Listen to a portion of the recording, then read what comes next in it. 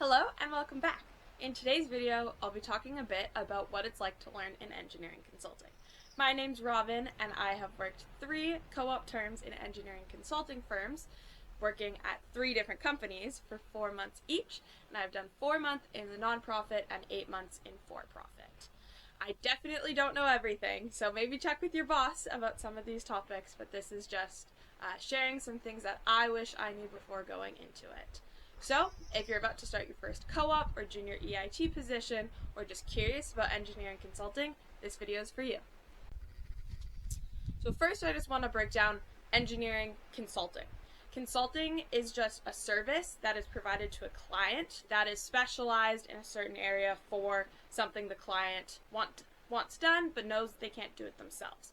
So how a lot of engineering firms do this is they offer their engineering service. A client, such as a city or a developer, will put out something called a request for a proposal, essentially saying, this is the project that we want done, tell us how you would do it and how much it would cost. Because typically the city and the developers, they can't do everything, so they need to hire out an engineering consultant to cover that part of the project. So in response to the request for proposal, engineering consulting firms will submit a proposal. And it will say, this is how we would do the project for this amount of money and this timeline. It also often outlines who will be on the team and any relevant experience on the project. So if your firm won the proposal, you become the engineering consultants of the project. And then how the company makes money is they charge out your services at a certain rate, and that's what the client pays. This is called your charge out rate. Billables and charge out rates is the next thing I want to talk about. They definitely confused me when I started. Your wage is separate from this. Your wage is what you get paid. And then there's your charge out rate, which is what the client is charged for your time. It is typically a higher hourly wage than your pay, your salary, or whatever your hourly rate that you get paid. And the first time I saw my charge out rate down, I was like, oh my gosh, so if I work on this project, I get that much money, so I get the difference? No, that is not how it works.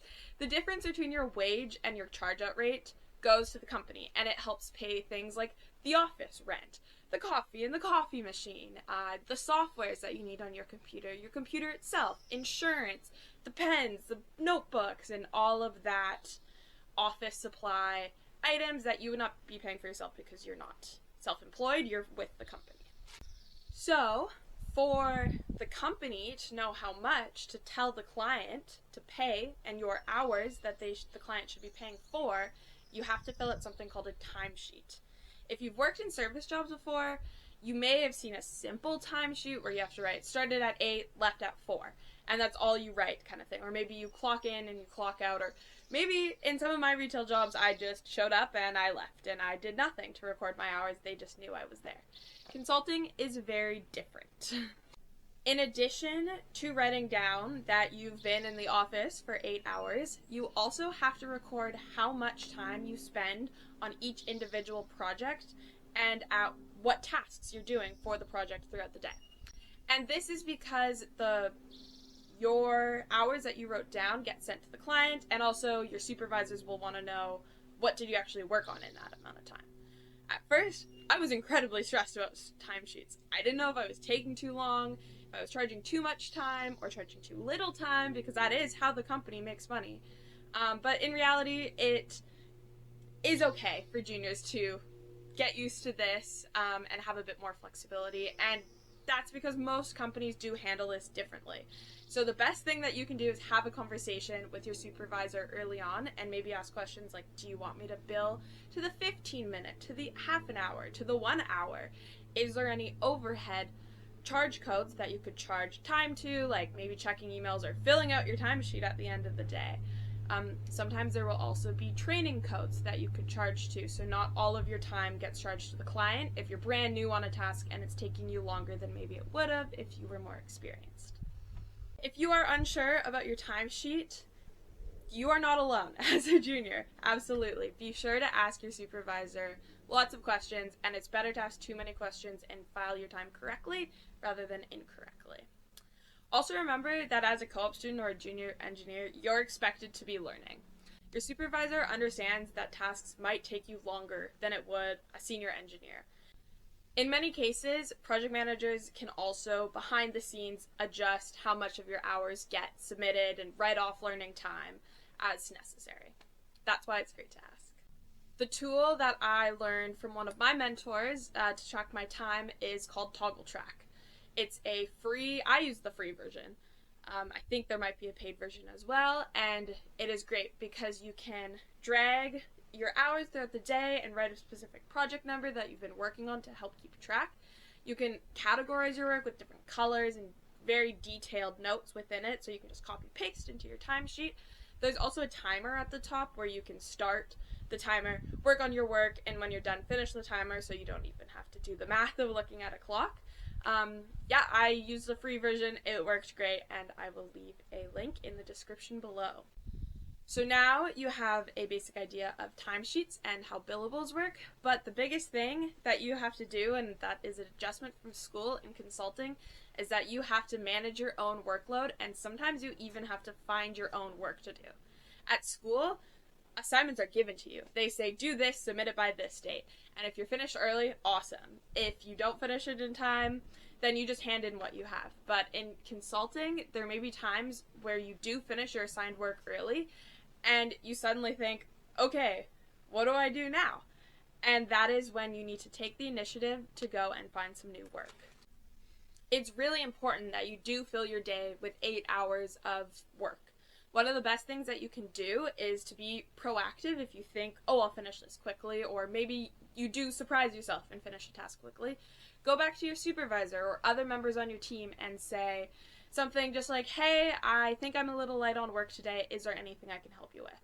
It really goes a long way to show that you want to be a support for your team, and also will help keep you busier in the office.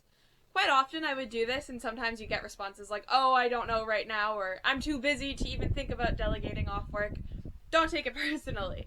They are really busy engineers, and maybe they're not used to somebody offering their help. But they will keep that in their mind, and when things get sorted or new work comes across their desk where they're like, oh, I actually don't have time to do this right now, but so-and-so offered their help, and they'll be able to call you back into their office a day, an hour, a week later and say, hey, I remembered you said you were late on work. Would you be able to help me with that? One of my favorite things to offer to anybody if I'm trying to find work is to take meeting minutes. I think that this is one of the most underrated opportunities a junior engineer can do. You get to sit in on project meetings and learn about how the projects actually progress. You get to see how senior engineers communicate and observe engineer and client interactions. You get to see the decision-making process and meet people from multiple disciplines, maybe outside of your office. You'll get to hear about the current project's upcoming needs. Maybe they need someone to go to site. Maybe they need measurements collected. If you hear a simple task that you think you can take care of or even just offer support on, this is a really great way to not only stay busy, but also show that you can be trusted throughout the office and help with networking throughout the team. To go kind of on a different track than what we've been talking about, another thing that surprised me or confused me a little bit when I started in engineering consulting is desk booking. Now, with a lot more remote and hybrid work options, offices will have a more limited number of desks, and when you come into the office, you book your desk for the day. Typically, your first week, admin will have booked your desk for you. But it is a good question to ask about, do I need to reserve a desk? How far in advance can I book a desk? And you can ask about if you want to stay in the same desk the entire time or move around the office to different teams. There's a lot of different softwares that I've seen out there, so it's a good thing to ask questions about. So that's kind of a summary of my experience, kind of things that I wish I knew, and I just want to throw in a few bonus tips now. If you want to go into engineering consulting and you are still working towards your full driver's license, don't put it off. Every engineering consulting position I've had has required me to have my full driver's license. You do not necessarily need your own vehicle, but many companies do expect you to be able to drive the company car to site visits, to meetings, drop off contracts, pick up signage, and having your full driver's license will significantly open up more opportunities for you. My next tip is to eat lunch with the people around you. This can feel intimidating. I was super nervous and absolutely have not done this my first week at any company. But that's okay, because I would kind of observe what people actually do at lunch, and if there is a group regularly eating lunch together, try joining them. Just start with once a week, and then you can go twice a week. And there's a lot of informal conversations that will happen there that will help you build pretty strong workplace and personal relationships. And I found it made my work day a lot more enjoyable. Okay, and we're wrapping it up with my final tip, and that would be to go into the office. I mentioned before that a lot of workplaces sometimes have a hybrid or remote model. If your company is completely remote, this does not apply for that, but if it is more of a hybrid model, as a junior, I would very much so recommend going into the office. You will learn so much just through conversation at other people's desks. They will see your face and remember that you're there, and you'll get a lot more opportunities by just being present. You can ask quick questions, and you'll meet people from different teams. I have gone into the office pretty much every day for all my co-ops, and I would really recommend it. So I hope my thoughts and my tips were maybe helpful for you. Remember, this is largely from my personal experience, so if anything differs from your workplace, follow that procedure. But this is just to give you a bit of insight if that's what you're thinking of going into and you want to have a quick preview. Starting in engineering consulting can definitely be overwhelming. There's a lot of new technical skills, new software, new expectations, and a lot of things that nobody teaches you in school.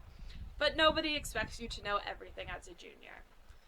Your job is to stay curious, ask a lot of questions, and gradually build experience through saying yes to new things. If you do those things consistently, you'll grow so much over the few months that you're there. If you're just starting in a position soon, good luck to you. And if you're already working in consulting, I'd love to hear any other tips down in the comments below. Thanks for watching, and I'll see you in my next video.